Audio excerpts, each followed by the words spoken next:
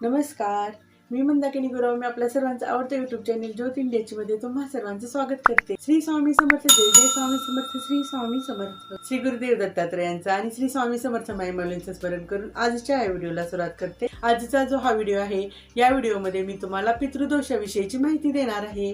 पितृदोष आपल्याला कशामुळे लागतो, पितृदोषाची कारणं काय आहेत, पितृदोषाची लक्षणं काय आहेत, त्याचबरोबर पितृदोषावरती आपण उपाय काय करायचे हे पण व्हिडिओमध्ये मी शेवटी तुम्हाला सांगणार आहे.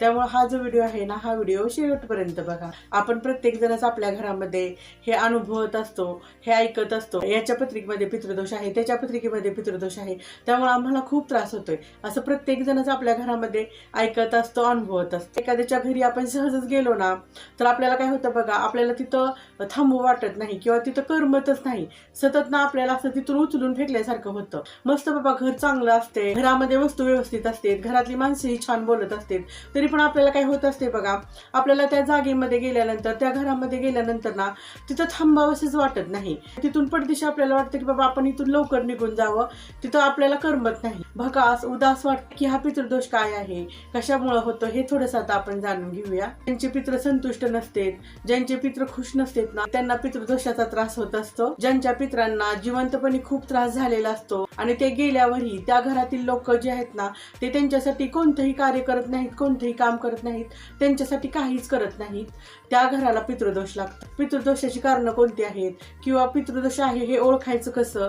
पितृदोष हा पत्रिकेनुसारही आपल्याला समजतो. पत्रिका पाहिल्यानंतरही आपल्याला पितृदोष आहे की नाही हे समजतं. पण पत्रिका न दाखवताही घरामध्ये जर का आपल्या असं घडत असेल तर समजावे की पितृदोष आहे. ते कसं ओळखायचं ते आता बघूया. त्या घरातील स्त्रिया घराबरोबरच अंगणाची स्वच्छता करत नसतील, त्याचबरोबर अंगणामध्ये जर का दररोज सकाळी सडा रांगोळी करत नसतील, त्याचबरोबर सकाळी उंबरठीची पूजा करत नसतील ना, त्या घराला पितृदोष लागतो. काय होत असते बघा, आपले हे जे पित्र आहेत ना, हे पित्र आपल्या घराचं संरक्षण करण्यासाठी रात्रभर आपल्या अंगणामध्ये आणि आपल्या उंबरठ्यावर बसलेले असतात. म्हणून सकाळी उठल्या उठल्या त्यांना पाण्याची गरज असते, पाण्याची आवश्यकता असते. म्हणून आपण सकाळी उठल्या उठल्या आपल्या घरातील त्या गृहिणीनं पाणी नाही ना दिलं तर त्याचा जो दोष आहे ना, तो दोष त्या घराला लागतो. म्हणूनच आपल्या संस्कृतीमध्ये पूर्वीपासूनच सकाळी उठल्या उठल्या आपल्या दाराच्या अंगणामध्ये पाण्याचा सडा टाकण्याची पद्धत आहे. ज्या घरातील लोक, ज्या घरातील सदस्य आपल्या ज्या ह्या चपल्या आहेत ना, ह्या चपल्या दारामध्ये जर सोडत असतील, दारामध्ये जर ठेवत असतील ना,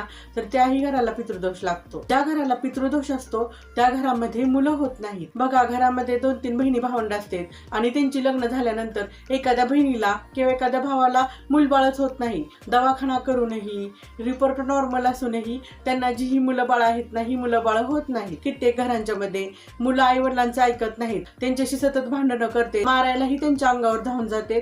हेही पितृदोषाचंच लक्षण आहे. कित्येक घरामध्ये मुली ज्या आहेत ना, मुली ह्या नांदायला मागत नाही. त्यांच्या सासरी खूप चांगलं असते, पण सतत काही ना काही कारण सांगू त्या सतत माहेरी येत असते व माहेरीच राहत असते. सासरी जायला मागत नाहीत, सासरी नांदायला मागत नाहीत, संसार नको म्हणतात. हेही पितृदोषाचंच कारण आहे. काही घरांच्या मध्ये मुलं मुली कारण नसताना घटस्फोटापर्यंत जाते. ज्या घरामध्ये घटस्फोट होते त्या घरालाही पितृदोष असतो. कित्येक घरामध्ये मुला मुलींची लग्नच ठरत नाहीत. त्यांना पसंत असते तर आपल्याला नसते, आपल्याला पसंत असते तर त्यांना नसते. कारण नसताना नोकरी आहे, घरचं सगळं व्यवस्थित आहे, तरी पण एवढं सगळं असूनही मुला मुलींची लग्नच ठरत नसते. त्यावेळी आपण समजावं आपल्या घराला पितृदोष आहे. ज्या घरामध्ये नवरा बायकोंची सतत भांडणं होते, कारण नसताना नवरा जो आहे ना, तो नवरा बायको बरोबरच आपल्या आई वडिलांना खूप त्रास देतो, आपल्या मुलाबाळांना खूप त्रास देतो, सतत बाहेर जातो, व्यसनं आहेत ना, ती नको नको ती व्यसनं करतो, त्याही घराला पितृदोष आहे असं समजावं. त्याचबरोबर काही घरांच्या मध्ये सतत कोण आजारी असते. एक व्यक्ती जरा व्यवस्थित झाली ना तर दुसरी व्यक्ती आजारी पडते, दुसरी व्यक्ती जरा व्यवस्थित झाली ना की नंतर एक व्यक्ती आजारी पडते. असं सतत आपल्या घरामध्ये कोण ना कोण आजारी पडत असेल, सारखं दुखणं खुपणं चालू असेल, तर त्याही घराला पितृदोष आहे असं समजावं. त्याचबरोबर काही घरांच्या मध्ये कारण नसताना नात्यांच्यामध्ये वितुष्ट येणं, नात्यांच्यामध्ये कलह निर्माण होणं, नात्यांच्यामध्ये गैरसमज येणं, हे असं होत असेल तर तेही पितृदोषाचंच लक्षण आहे. आणखीन एक मी तर सांगू इच्छिते, ज्या घरामध्ये कर्ज आहे ना, ते कर्ज घेतलं जातं, पण ते जे कर्ज आहे ना, ते आपण कितीही प्रयत्न करून ते जे कर्ज आहे ना, ते कर्ज फेडलं जात नाही, ते कर्ज आपल्याकडून दिलं जात नाही. कित्येक घरामध्ये कोर्ट कचेरीचे वाद चालू असतात, खटले चालू असतात. त्याही घरामध्ये कारण नसताना विनाकारण पैसा खर्च होत असतोय, त्याही घराला पितृदोष आहे असं समजावं. त्याचबरोबर काही घरांच्या मध्ये कारण नसताना शनिवार, अमावस्या, पौर्णिमेला जर सतत घरामध्ये भांडणं होत असतील ना, तर त्याही घराला पितृदोष आहे असं समजावं. त्यामधून बाहेर पडण्यासाठी काही उपाय आपल्याला करायचे आहेत. ते उपाय कोणते आहेत ते आता आपण बघूया. जे उपाय आहेत ना, हे उपाय जर का आपण अमावस्येला केले ना, तर ते उपाय खूप फलदायी ठरतात. हा पितृदोषाचा जो त्रास आहे ना, त्या त्रासातून लवकर आपली मुक्तता होते, लवकर आपली सुटका होते. म्हणून मी तर सांगू इच्छिते, शक्यतो हे जे उपाय आहेत ना, हे उपाय आपल्याला अमावस्या, शनिवार अशा वेळी जास्तीत जास्त करायचे आहेत. त्यातला पहिला जो उपाय आहे ना, त्यातला पहिला उपाय म्हणजे अन्नदान करणे. तुमच्याकडून जेवढं जास्तीत जास्त होईल ना, तेवढं तुम्ही अन्नदान करा. कारण अन्नदान केल्यामुळे आपले जे हे पित्र आहेत ना, हे पित्र तृप्त होत असते आणि त्यांना मुक्तता मिळत असते, त्यांना मुक्ती मिळत असते. मी तर सांगू इच्छिते, जेवढं जास्तीत जास्त आपल्याला होईल ना, तेवढं आपण अन्नदान केलं पाहिजे. ज्यांना अन्नदान करणं शक्य नाही ना, त्यांनी काय करायचं आहे, कोणत्याही शनिवारी, कोणत्याही अमावस्येला अनोळखी व्यक्तीला काही पदार्थ आपल्याला दान द्यायचे आहेत. ते पदार्थ कोणते आहेत ते मी तुम्हाला सांगते. कणिक, मीठ, चटणी, तेल, हरभऱ्याची डाळ, गूळ, हे जे पदार्थ आहेत ना, हे पदार्थ आपल्याला अनोळखी व्यक्तीला दान द्यायचे आहेत, गरजू व्यक्तीला दान द्यायचे आहेत. असं केल्यामुळेही आपला जो पितृदोष आहे ना, हा पितृदोष नाहीसा व्हायला मदत मिळत असते. आपले जे हे पित्र आहेत ना, हे पित्र तृप्त होत असते. म्हणून मी तर तुम्हाला सांगू इच्छिते, ह्या ज्या वस्तूंचं दान आहे ना, ह्या वस्तूंचं दान आपण अमावस्येला आणि शनिवारी अनोळखी व्यक्तीला करायचं. त्याचबरोबर पूर्वीपासून अध्यात्मामध्ये जो चालत आलेला उपाय आहे ना, तो उपाय मी तर तुम्हाला सांगते.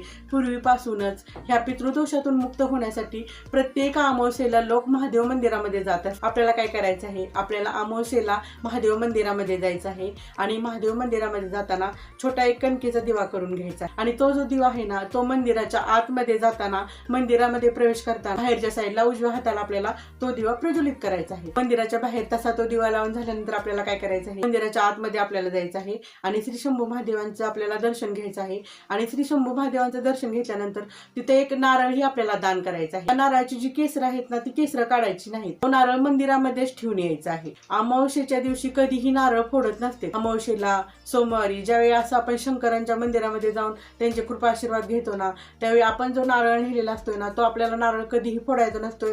तो नारळ आपल्याला तिथं दान देऊन यायचा. ज्यांना संसारामध्ये जास्त त्रास होत असेल, जास्त दुःखाला सामोरे जावं लागत असेल, काही कारणास्तव त्यांच्या घरामध्ये जर सारखी भांडणं, वाद होत असतील किंवा मुलामुलींचे लग्न ठरत नसतील किंवा मी अगोदर जी कारणं सांगितलेत ना, त्या कारणांच्या पैकी काही कारणं जर आपल्या घरामध्ये घडत असतील, तर त्यांनी काय करायचं, श्री शंकरांच्या मंदिरामध्ये, श्री शंभू महादेवाच्या मंदिरामध्ये जे नंदी महाराज असतात ना, त्या नंदी महाराजांच्या कानामध्ये आपलं जे हे दुःख आहे ना, हे दुःख, त्रास सांगायचे आहे. असं केल्यामुळं आपल्याला त्या त्रासातून, त्या दुःखातून किंवा आपले जे काम होत नसतील ना, ती कामं व्हायला खूप मदत होत असते. हे असं पुराणामध्ये श्री शंभू महादेवांनी सांगितलेलं आहे की जो कोणी नंदीच्या कानामध्ये आपले त्रास, दुःख, आपली कामं सांगेल ना, ती प्रत्येक कामं लवकर पूर्ण होतील आणि प्रत्येक दुःखातून, कष्टातून तो लवकर बाहेर पडेल. आणखीन एक मी तो पुढचा उपाय सांगते.